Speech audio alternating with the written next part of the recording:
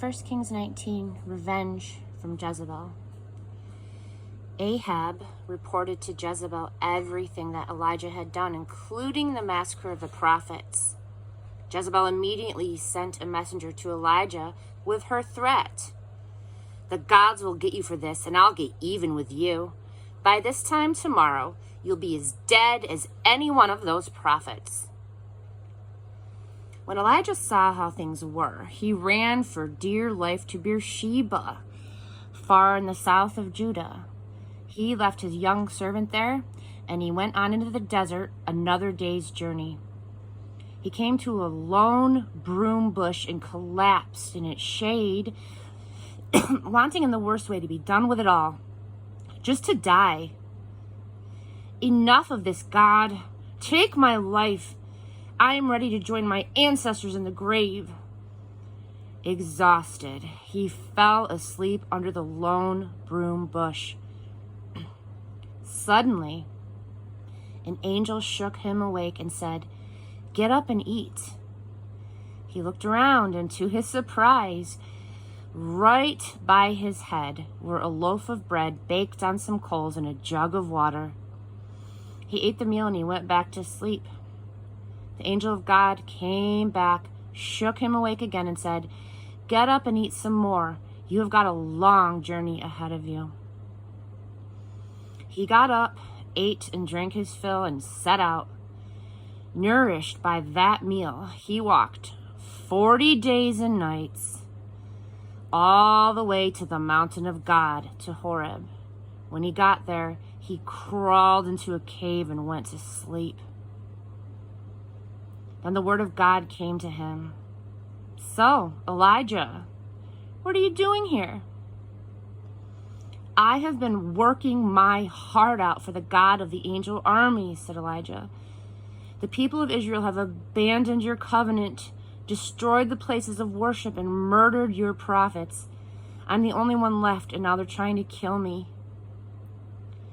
Then he was told, "Go, stand on the mountain at attention before God. God will pass by." A hurricane wind ripped through the mountains and shattered the rocks before God. But God wasn't to be found in the wind. After the wind, an earthquake. But God wasn't in the earthquake. And after the earthquake, fire. But God was not in the fire. And after the fire, a gentle and a quiet whisper. When Elijah heard the quiet voice, he muffled his face with his great cloak. He went to the mouth of the cave and he stood there. A quiet voice asked, "So, Elijah, now tell me, what are you doing here?" Elijah said it again. "I have been working my heart out for God, the God of the angel armies, because the people of Israel have abandoned your covenant, destroyed your places of worship, and murdered your prophets. I'm the only one left, and now they're trying to kill me." God said, "Go back the way that you came through the desert to Damascus.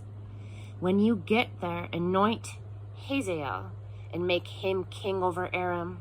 Then anoint Jehu, son of Nimshi, succeed you as prophet. Anyone who escapes death by Hazael will be killed by Jehu, and anyone who escapes death by Jehu will be killed by Elisha. Meanwhile, I'm preserving for myself 7,000 souls, the knees that haven't bowed to the god Baal, the mouths that haven't kissed his image."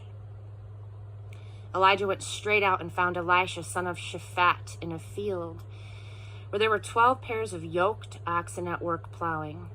Elisha was in charge of the 12th pair. Elijah went up to him and threw his cloak over him. Elisha deserted the oxen, ran after Elijah, and said, "Please, let me kiss my father and mother goodbye, and then I'll follow you." "Go ahead," said Elijah, "but mind you, don't forget what I've just done for you." And so Elisha left. He took his yoke of oxen and butchered them. He made a fire with the with the plow and tackle, and then boiled the meat. It was a true farewell meal for the family. Then he left and he followed Elijah, becoming his right-hand man.